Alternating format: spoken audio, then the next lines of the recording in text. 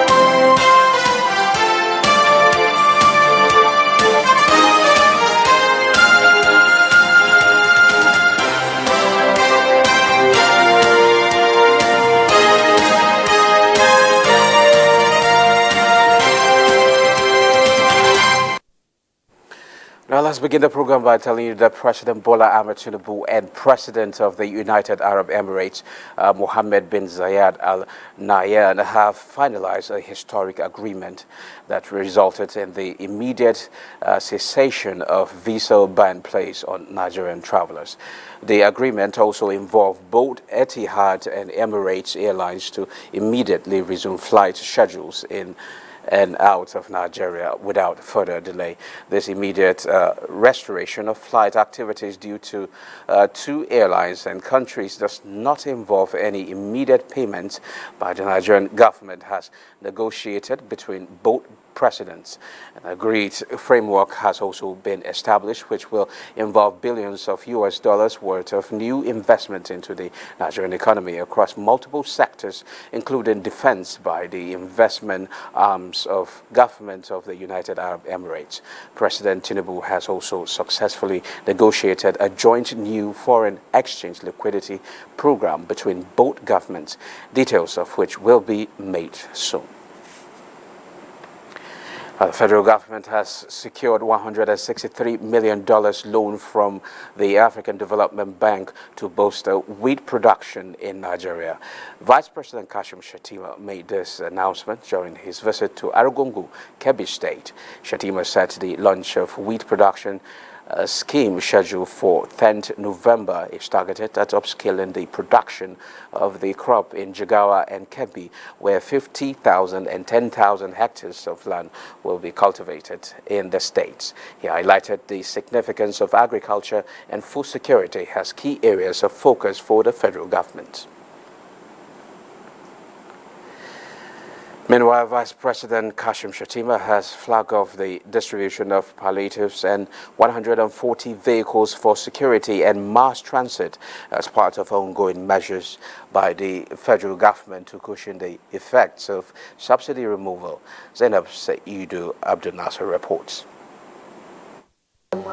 Is coming up with very robust programs to ameliorate the sufferings of the Nigerian people.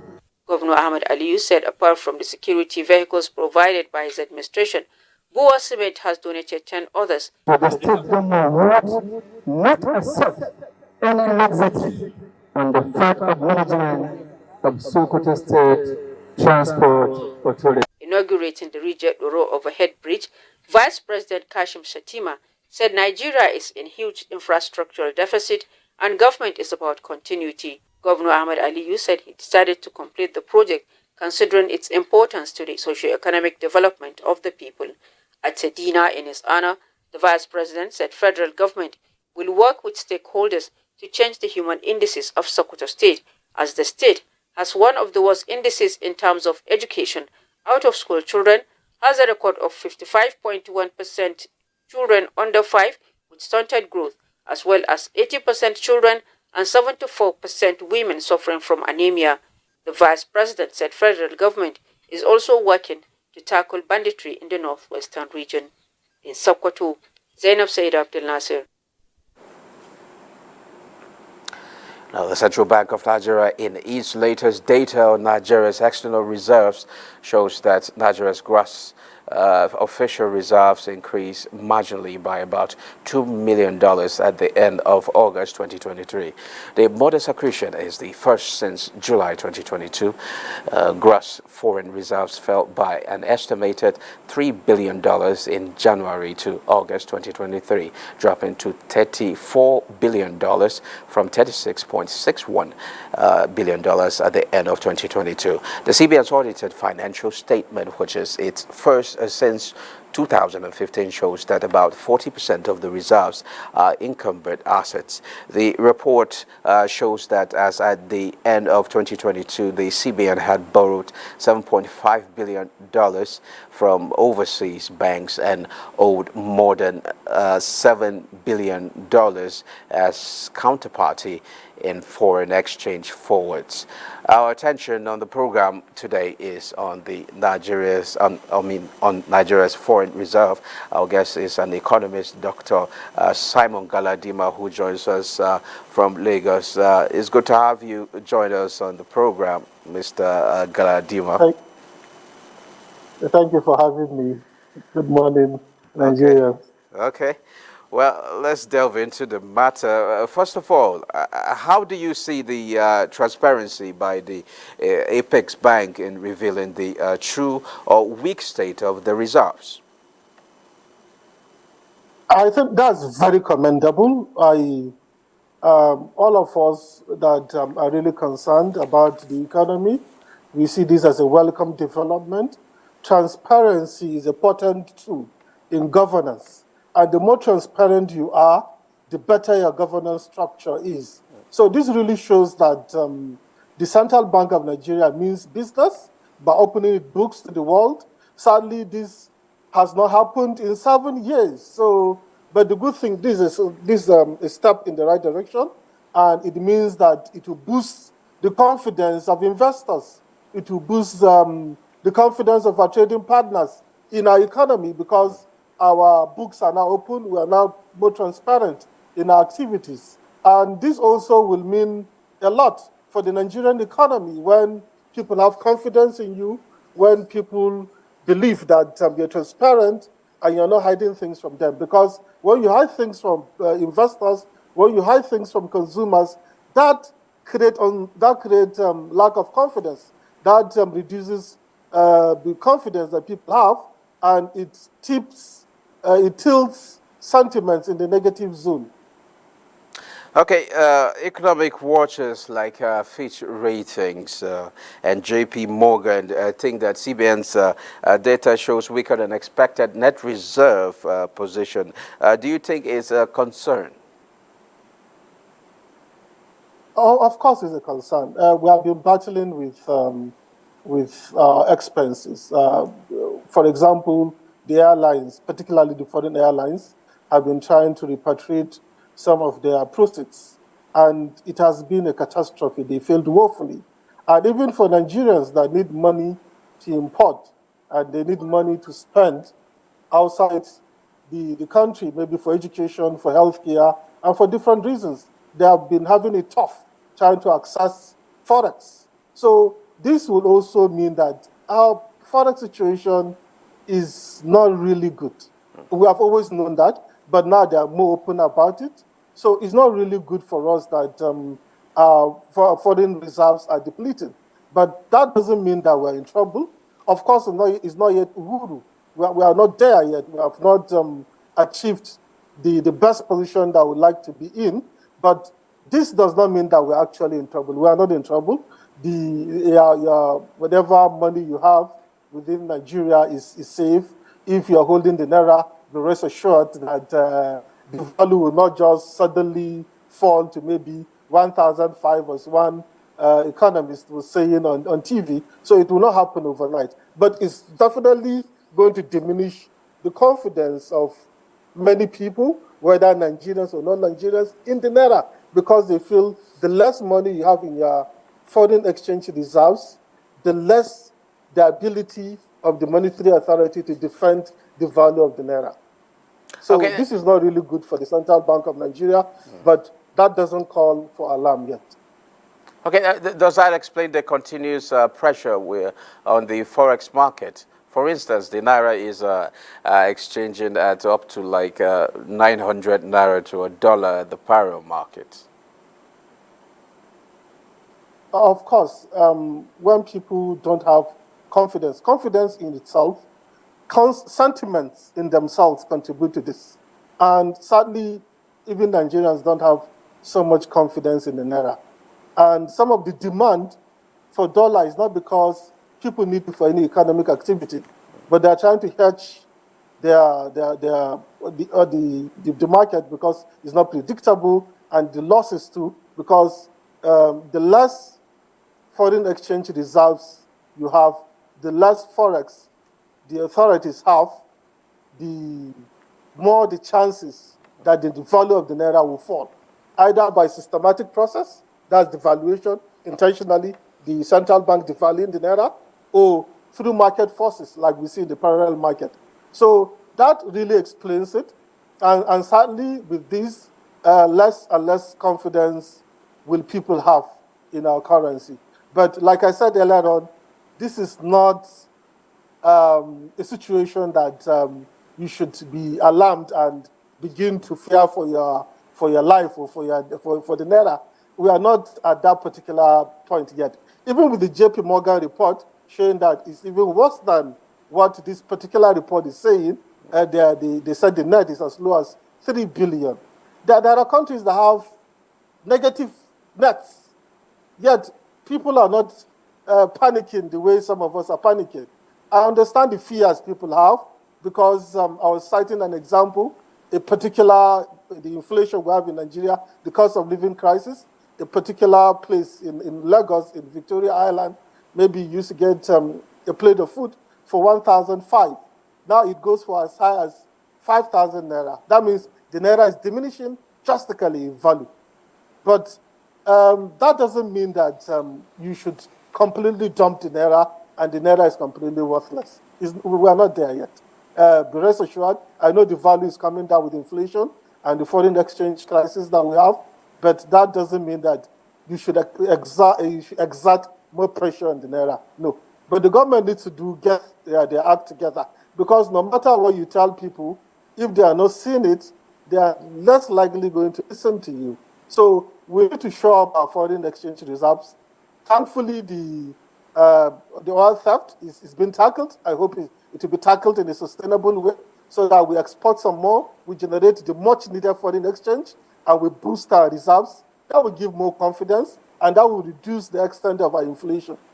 So that would really help if the government can do that. Okay, do you see the move by the federal government to unify the exchange rate helping this situation? And if not, what do we need to do? What more do we need to do to really get this thing, to our advantage? The unification of the exchange rate is the right thing to do. Well, it seems like we lost Mr. Galadima. We're having some connection issue. Now, let's move to insurance. Data from the National Bureau of Statistics shows that the insurance sector rebounded in the second quarter of 2023 as the sector grew by 8.29%.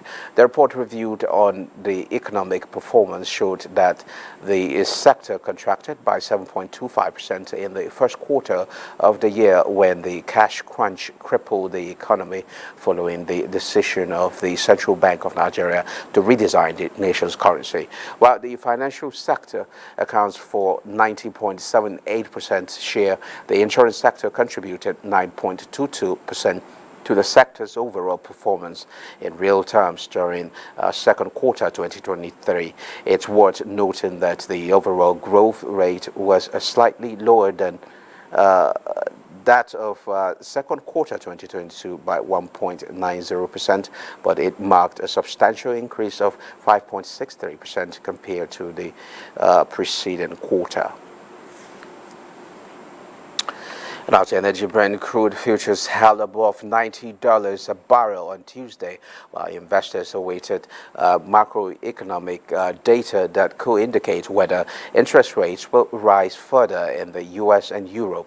Brent crude futures rose 28 cents to $90.92 a barrel, while U.S. West Texas Intermediate crude futures edged 35 cents to higher to $87.64. Brent reached $90 a barrel last week for the first time in 10 months after Saudi Arabia and Russia announced they will extend voluntary supply cuts of a combined 1.3 million barrels per day until the end of the year. Traders will be watching August U.S. Consumer Price Index data due for release on Wednesday, which could well determine how much further interest rates rise in the world's largest economy and the biggest oil consumer. CMC Markets analyst Tina Tang said. Now, still talking commodities, gold prices settled into a holding pattern on Tuesday as investors awaited U.S. inflation figures that could provide an updated view on interest rates. Let's now see how other commodities are trading around the globe.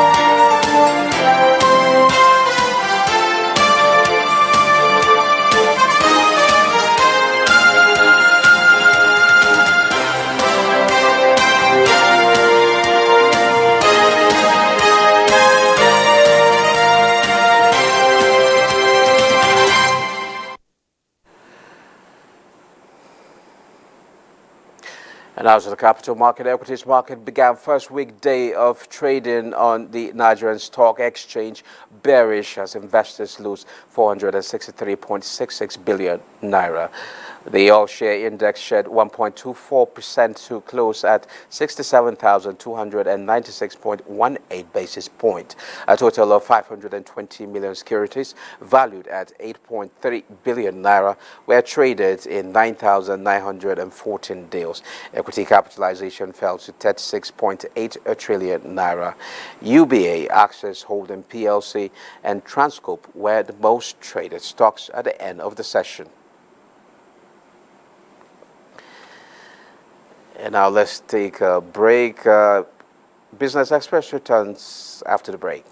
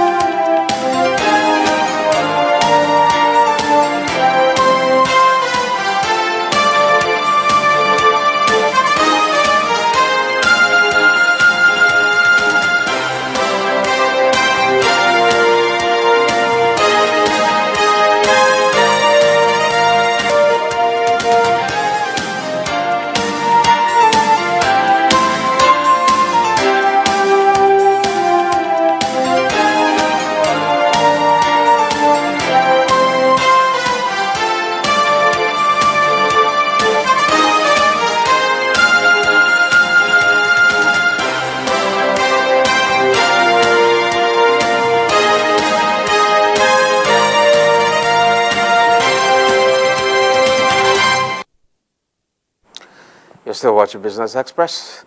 Now, the present administration is receiving applause for the new executive order signed by President Tinubu, which suspended the 5% excise tax on telecommunications services, among others. Experts believe that these will reduce the tax burden and grow the economy. Amaka O reports. Since its emergence, the present administration has been deliberate with what experts consider the right steps to positioning the nation's economy on the right growth trajectory. The Tax Reforms Committee, recently inaugurated, is another right decision taken as expected to address complexities surrounding multiplicity of revenue collection among other critical aspects of taxation. We have seen the reverse charge mechanism implemented by FIRS in respect of banks and telecommunication services. So this is to ensure that there's no loss of VAT revenue by direct charging of VAT. And then there is a bill, the National Inspector General of Tax Crimes Commission bill. That bill, if for nothing else, will ensure accountability in the utilization and distribution of tax revenue. With all this, I see light at the end of the tunnel in the Nigerian tax system, Nigerian economy. To ensure that we have more people in the tax net rather than putting pressure on few companies that are paying their taxes. We should encourage tax compliance. The current debt service to revenue ratio is put at 73.5% in 2023. It is a clear indication that borrowing is not an option, as clearly spelled out by the administration. This is the time we must work on our revenue side. If the revenue is there won't be need for borrowing. Looking inwards, an expansion of revenue base, such as addressing loopholes in the tax system, remains key to economic recovery and transformation. In Lagos, Amaka O. Thank you, Amaka. Well, this is where we end this edition of Business Express. We value your feedback, so keep the comments, observations, and suggestions coming. Be informed that all previous episodes are available on YouTube on the NTA's channel. Business Express returns Wednesday at 3 p.m. I'm Musa Abubakar. Enjoy the rest of your day.